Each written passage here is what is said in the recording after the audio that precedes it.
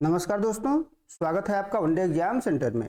दोस्तों, आज के वीडियो में हम लोग दीनदयाल उपाध्याय गोरखपुर विश्वविद्यालय गोरखपुर और उससे संबंधित कॉलेजों में बीए 5th सेमेस्टर हिंदी साहित्य का जो तीसरा पेपर है, जिसका नाम है हिंदी का राष्ट्रीय काव्य प्रथम और जिसका पेपर कोड है HND 303, उससे संबंधित 65 महत्वपूर्ण बहुविकल्पी प्रश्नों की प्रैक्टिस करेंगे।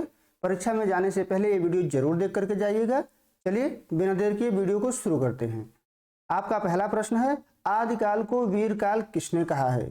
तो आदिकाल को वीरकाल विश्वनाथ प्रसाद मिश्र ने कहा है। पहले का बी ऑप्शन आपका सही हो जाएगा। आपको बता दें कि आदिकाल को वीरकाल तो विश्वनाथ प्रसाद मिश्र ने कहा है, लेकिन उसको वीर गाथा काल रामचंद्र शुक्ल के द्वारा कहा गया है, आदिकाल हजारी प्रसाद द्विवेदी के द्वारा कहा गया है और प्रारंभिक काल मिश्र बंधुओं के द्वारा कहा गया है।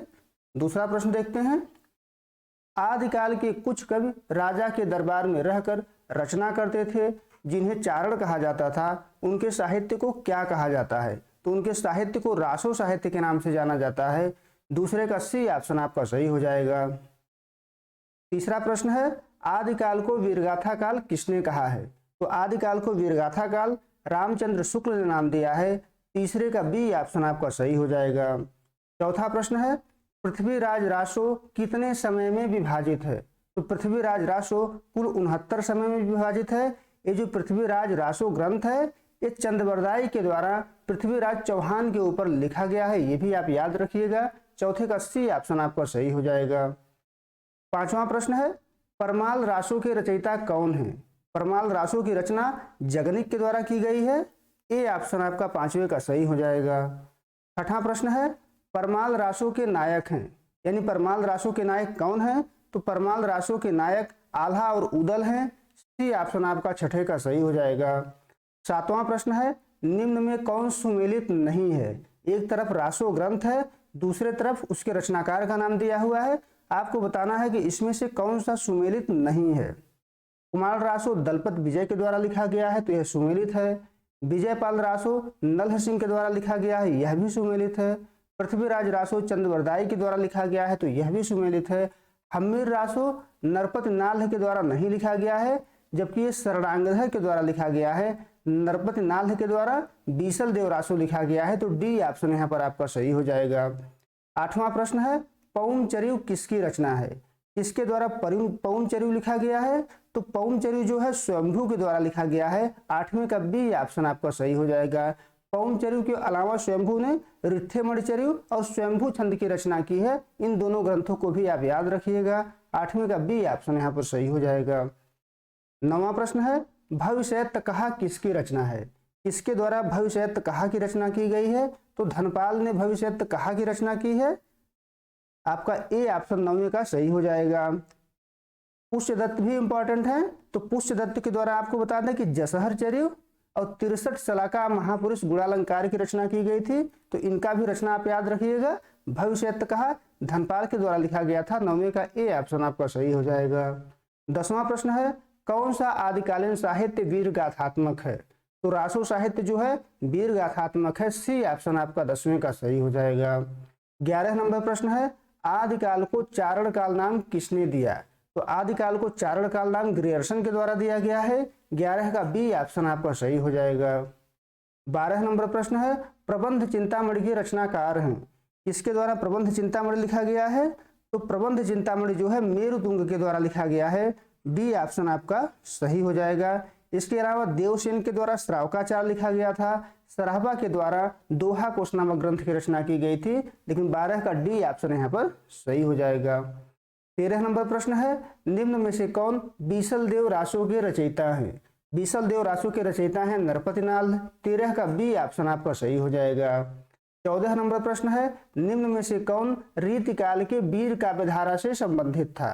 तो रीतिकाल की वीर काव्यधारा से दोनों संबंधित हैं, गुरु गोविंद सिंह और भूषण। तो सी ऑप्शन आपका 14 का सही हो जाएगा। 15 नंबर प्रश्न है, श्रावकाचार के रचयिता हैं। श्रावकाचार की रचना किसके द्वारा की गई है? तो श्रावकाचार के जो रचयिता हैं वो देवसेन है। 15 का बी ऑप्शन आपका सही हो जाएगा। 16 नंबर प्रश्न है, निम्न में से कौन सुमेलित नहीं है? इधर रचना का नाम है और इधर रचनाकार का नाम है। आपको बताना है कि इसमें से कौन सुमेलित नहीं है। ए ऑप्शन है उपदेश रसायन रास जिन दत्त सूरी, तो यह सुमेलित है। संदेश राशक अब्दुल रहमान के द्वारा लिखा गया है, तो यह भी सुमेलित है। कुमार पाल प्रतिरोध सोम प्रभु सूरी के द्वारा लिखा गया था, तो यह भी सुमेलित है। लेकिन दोहा कोश लुइपा के द्वारा नहीं लिखा गया है, बल्कि यह सराहपा के द्वारा लिखा गया है, तो डी ऑप्शन आपका 16 का सही हो जाएगा। 17 नंबर प्रश्न है, निम्न में से कौन सी रचना गोरखनाथ की है? गोरखनाथ की रचना कौन सी है? इसमें प्राण संकली, सिद्ध सिद्धांत पद्धति, आत्मबोध, ये तीनों रचनाएं गोरखनाथ के द्वारा ही लिखी गई हैं। डी ऑप्शन आपका 17 का सही हो जाएगा। 18 नंबर प्रश्न है, निम्न में से कौन गुरु गोविंद सिंह की रचना है?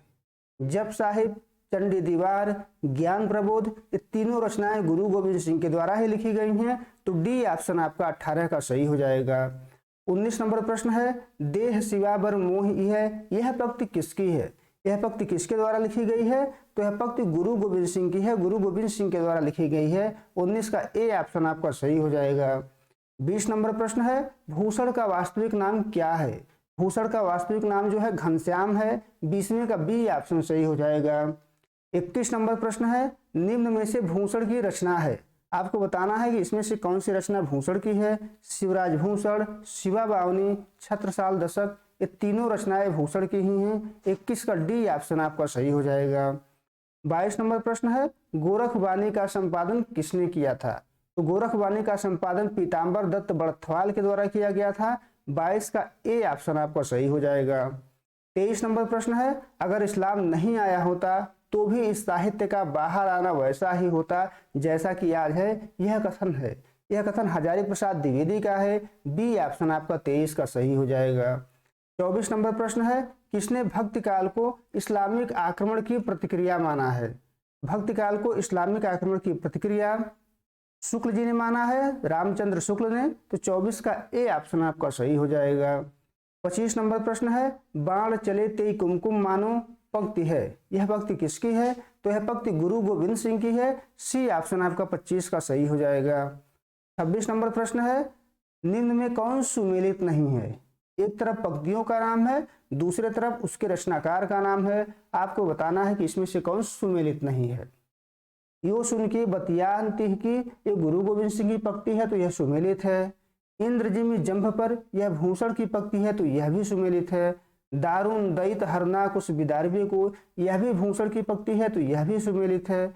बाने फहराने घहराने घंटा गजन के, यह मतिराम की पंक्ति नहीं है, बल्कि यह भी भूषण की ही पंक्ति है, तो डी ऑप्शन यहाँ पर सही हो जाएगा। 27 नंबर प्रश्न है, भूषण ने किसकी वीरता का वर्णन किया है? यानी भूषण ने अपनी रचनाओं में किसकी वीरता का वर्णन किया है? छत्रसाल की, शिवाजी की, दोनों की, या दोनों में से किसी की नहीं?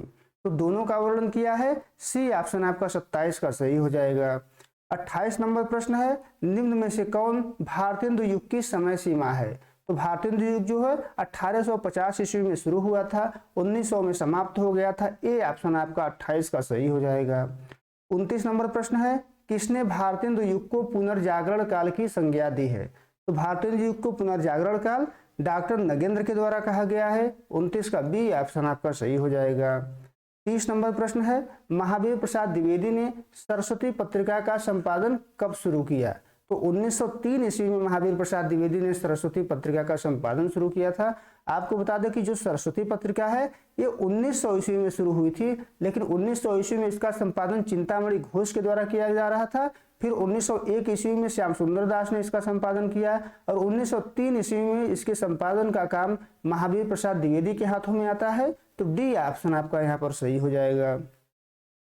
31 नंबर प्रश्न है, हिंदी कविता में नवजागरण का प्रवेश किस युग में हुआ? तो हिंदी कविता में नवजागरण का प्रवेश भारतेंदु युग में हुआ था। ए ऑप्शन आपका सही हो जाएगा। 32 नंबर प्रश्न है, निम्न में से कौन द्विवेदी युग के कवि हैं? मैथिली शरण गुप्त, हरिऔध, नाथूराम शर्मा शंकर, ये तीनों जो है द्विवेदी युग के कवि हैं। डी ऑप्शन आपका 32 का सही हो जाएगा।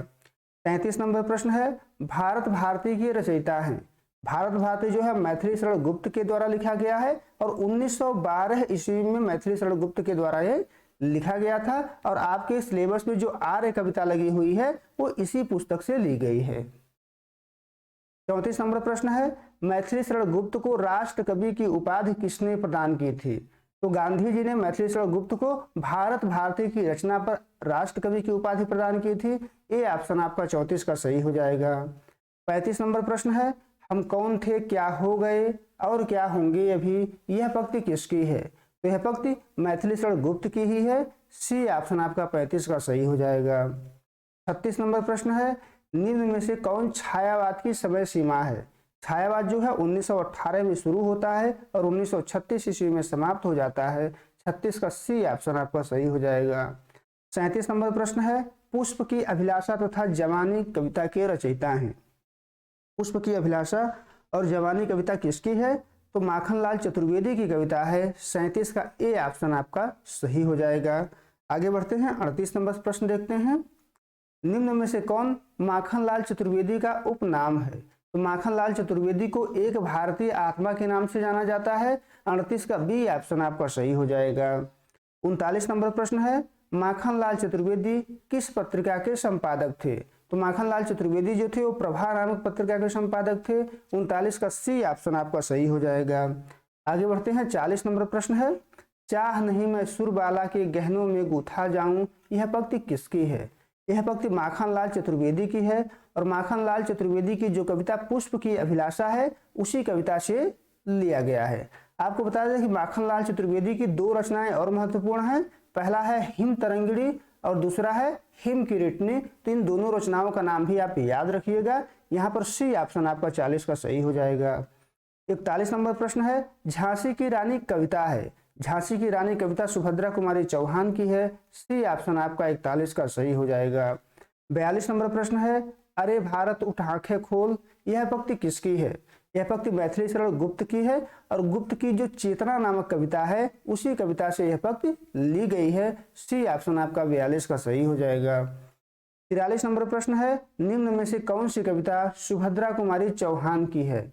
वीरों का कैसा हो बसंत, राखी की लाज, यहाँ राखी की चुनौती भी कर लीजिएगा, दोनों कहा जाता है इसको, राखी की चुनौती, जलियांवाला बाग में बसंत। तो डी ऑप्शन आपका सही हो जाएगा। तीनों जो कविता है वो सुभद्रा कुमारी चौहान की ही है। 44 नंबर प्रश्न है, सिंहासन हिल उठे राजवंशों ने भुक्ति तानी थी, यह पंक्ति किसकी है? तो यह पंक्ति जो है सुभद्रा कुमारी चौहान की है। बी ऑप्शन आपका 44 का सही हो जाएगा। 45 नंबर प्रश्न है, मैथिली शरण गुप्त किस नाम से ब्रज भाषा में कविताएं लिखते थे? तो मैथिली शरण गुप्त जो है मधुप नाम से ब्रज भाषा में कविताएं लिखते थे। 45 का ए ऑप्शन आपका सही हो जाएगा। 46 नंबर प्रश्न है, घर मेरा है कविता किसकी है? किसकी कविता है घर मेरा है? तो माखनलाल चतुर्वेदी की कविता है। ए ऑप्शन आपका 46 का सही हो जाएगा। 47 नंबर प्रश्न है, पथिक कविता किसकी है? पथिक जो है राम नरेश त्रिपाठी का खंड काव्य है, इसको भी याद रखिएगा, ये एक खंड काव्य है। बी ऑप्शन आपका 47 का सही हो जाएगा। 48 नंबर प्रश्न है, राम नरेश त्रिपाठी का जन्म कब हुआ था? तो राम नरेश त्रिपाठी का जन्म 1881 ईस्वी में हुआ था। बी ऑप्शन आपका 48 का सही हो जाएगा। 49 नंबर प्रश्न है, कविता कौमुदी के रचयिता हैं। कविता कौमुदी के रचयिता राम नरेश त्रिपाठी हैं। कई भाषाओं की कविता इसमें उनके द्वारा संग्रहित किया गया है कविता कौमुदी में। और आपको बता दें कि जो राम नरेश त्रिपाठी हैं ये द्विवेदी युग के स्वच्छंदतावादी काव्यधारा के कवि हैं, इसको भी याद रखिएगा। द्विवेदी युग के स्वच्छंदतावादी काव्यधारा के कवि हैं राम नरेश त्रिपाठी। डी ऑप्शन यहाँ पर सही हो जाएगा। 50 नंबर प्रश्न है, प्रतिक्षण नूतन वेश बनाकर रंग बिरंग निराला रवि के सम्मुख थिरक रही है नभ में वारिद माला, यह पंक्ति किसकी है? तो यह पंक्ति जो है बालकृष्ण शर्मा नवीन की है।